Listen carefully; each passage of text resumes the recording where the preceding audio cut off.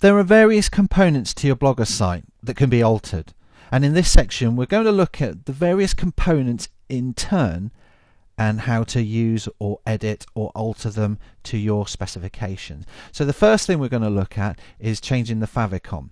So you are on the Blogger overview page at the moment. You need to go down and click on the Layout tab. And here you will see we are looking at the layout template for this site. So we're going to look at this one, which is changing the favicon. Now the favicon is a small icon that appears in the corner of your browser tab for your Blogger site.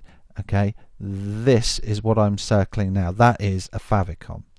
Now by default your favicon is the orange and white B from the Blogger logo, and here's how you change it. Step number 1. You need to create a small icon that is square in shape and less than 100 kilobytes in file size. You can do this with Microsoft Paint or another similar art program.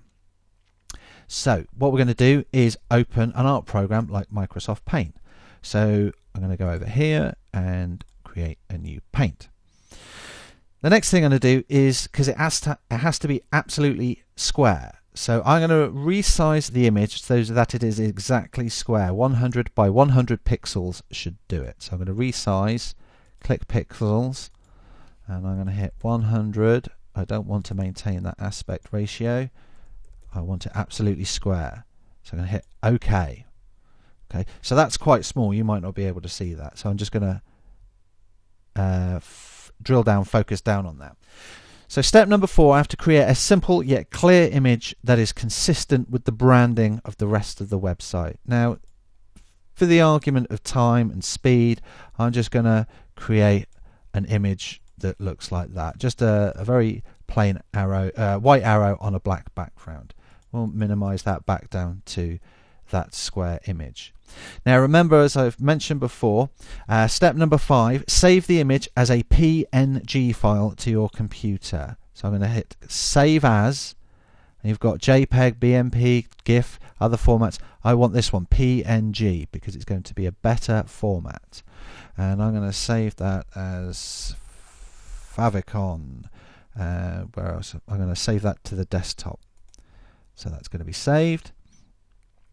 Now, step number 6, once the image has been saved, go to the blog. I can close that down. Go to the blog overview page. No, not that one. This one. We're going to go back to the layout page. Now, step number 7 is to make sure we've clicked layout, which we are. Step number 8, at the top of the layout page, there is a favicon gadget with the word edit inside it. Click that word edit and a pop-up box will appear. So step number 9, you'll be prompted to upload your newly created favicon image.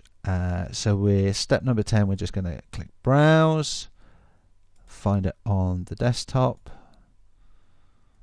Where is it?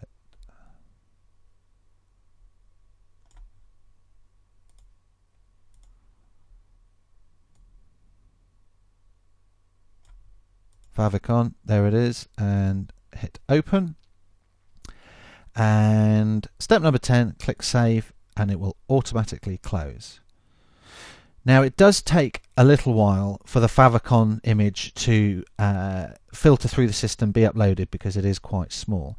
But you can hit view blog to see if the changes have taken effect, and you can see here the circle is trying to load. And hopefully, no, it hasn't come through yet, but eventually that white arrow on a black background will go into that box there.